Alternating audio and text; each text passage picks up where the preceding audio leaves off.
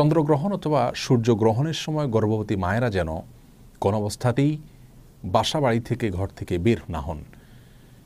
অনেকে মনে করেন যে চন্দ্রগ্রহণ সূর্যগ্রহণের সময় গর্ভবতী মায়েদের জন্য কোনো কিছু কাটাকাটি করা, কোনো কিছু কুটা এটা উচিত নয়। যদি করেন তাহলে সেটি তার গর্ভস্থ সন্তানের জন্য ক্ষতির কারণ হতে পারে। সূর্যগ্রহণ এবং চন্দ্রগ্রহণকে ঘিরে আমাদের সমাজে নানান কুসংস্কারাচ্ছন্ন বিশ্বাস এবং ভুল ধারণা বিরাজমান আছে।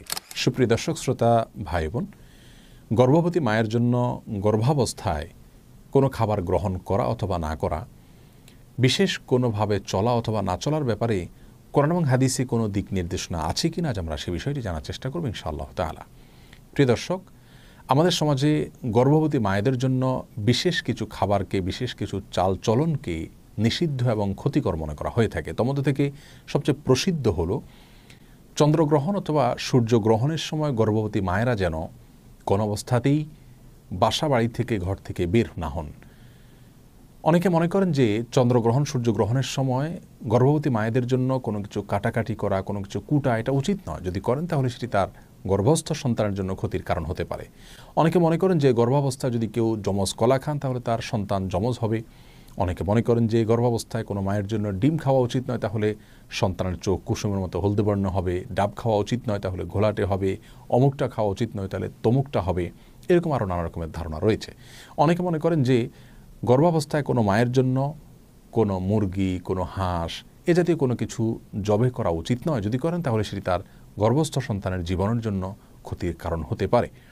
অনেকে মনে করেন যে গর্ভবতী মায়েরা প্লেট ইত্যাদি চেটে খেলে, মুছে খেলে ভালো করে, তাহলে সেক্ষেত্রে তাদের কন্যা সন্তান হওয়ার সম্ভাবনা রয়েছে। অনেকে মনে করেন যে কোনো বাসায়, কোনো বাড়িতে, কোনো ঘরে যদি কোনো গর্ভবতী মা থাকেন তাহলে রাতের বেলায় সেখানে বাহির থেকে মাছ আনা উচিত নয়। যদি আনতে হয় তাহলে আগুন ইত্যাদিতে ছেঁক দিয়ে প্রবেশ করাতে হয়। আর এরকম নানা রকমের ধারণা আমাদের সমাজে প্রচলিত আছে। প্রিয় দর্শক, এই ধারণাগুলো সম্পূর্ণরূপে ভ্রান্ত, ভুল এবং কুসংস্কারাচ্ছন্ন বিশ্বাস থেকে আমাদের মধ্যে জন্ম নিয়েছে। এর মধ্যে কিছু কিছু ধারণা রয়েছে যেগুলো চরম আপত্তিকর এবং একই সঙ্গে হাস্যকর। যেমন যমজ কলা খেলে গর্ভবতী মায়ের যমজ সন্তান হতে পারে। এই ধারণাটি শুধু ভ্রান্তই নয়, একই সঙ্গে এটি হাস্যকর এবং আপত্তিকর।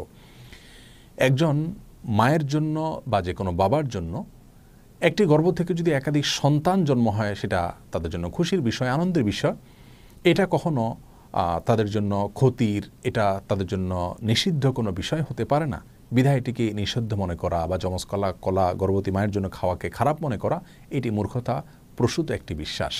সেই সাথে যে কোনো মুসলিমের জন্য, যে কোনো মানুষের জন্য খাবারের পাত্র, প্লেট এটাকে ভালো করে মুছে চেটে খাওয়া উচিত।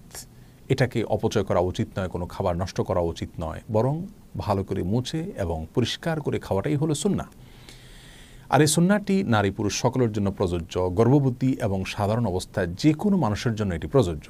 সুতরাং প্লেট পরিষ্কার করে খাওয়া বা মুছে খাওয়া, চেটে খাওয়া এটাকে খারাপ মনে করা, এটাকে অপয়া মনে করা, নিষিদ্ধ মনে করা, সেটি মূর্খতা এবং সুন্নাহ বিরোধী একটি বিশ্বাস। আর প্লেট মুছে খেলে গর্ভবতী মা কন্যা সন্তান জন্ম দিবেন, সেটি প্রথমত ভ্রান্ত কথা। দ্বিতীয়ত, কন্যা সন্তান জন্ম দেওয়া এটা তো ভালো বিষয়। কোরআন এবং হাদিসের কোথাও পুত্র সন্তান জন্ম দেওয়ার জন্য বিশেষ কোনো ফজিলতের কথা আমরা জানি না, কিন্তু কন্যা সন্তান জন্ম দিলে সেক্ষেত্রে মা বাবার জন্য সেটি আখিরাতে নাজাতের মাধ্যম হবে, জান্নাতে যাওয়ার উপায় হবে, এরকম বিভিন্ন হাদিসের কথা আমরা জানতে পারি। সুতরাং এই সমস্ত ভ্রান্ত বিশ্বাসগুলো আমাদের সমাজ থেকে দূর করার চেষ্টা আমাদের করতে হবে। প্রিয় দর্শক, মনে রাখা উচিত একজন মুসলিমের কি করা উচিত, কি করা উচিত নয়, কি খাওয়া উচিত, কি খাওয়া উচিত নয়, কোন জিনিসটা তার জন্য কল্যাণকর আর কোনটা ক্ষতিকর, এটি জানার দুটি উপায় রয়েছে। তার প্রথমটি হলো ওয়াহি তথা কোরআন এবং হাদিস। কোরআন এবং হাদিসে যদি আমাদের জন্য কোনো কিছুকে কল্যাণকর বলা হয় বা অকল্যাণকর বলে আমাদের জন্য জানানো হয় তাহলে সেটিকে অবশ্যই আমাদের মেনে চলা উচিত। আর দ্বিতীয় উপায় হলো আমাদের জানার অভিজ্ঞতা এবং সায়েন্স। অভিজ্ঞতার মাধ্যমে, বিজ্ঞানের মাধ্যমে যদি আমরা জানতে পারি যে কোনো বস্তুর মাঝে আমাদের জন্য কল্যাণ নিহিত রেখেছেন আল্লাহ তাআলা অথবা অকল্যাণ নিহিত রেখেছেন, তাহলে সেটাকে অবশ্যই আমরা আমল নেব এবং মেনে চলব। যে বিষয়গুলো বলা হলো এগুলোর মাধ্যমে গর্ভবতী মায়ের অথবা গর্ভস্থ সন্তানের কোনো প্রকার ক্ষতি হতে পারে এরকম কোনো ধারণা কোনো হাদিস থেকে আমাদেরকে দেওয়া হয়নি। আর অভিজ্ঞতা তথা সায়েন্স থেকে এরকম কোনো ধারণা আমরা পাইনি, যার কারণে এগুলো সম্পূর্ণরূপে কুসংস্কার এবং ভ্রান্ত বিশ্বাস থেকে আমাদের সমাজে জন্ম নিয়েছে।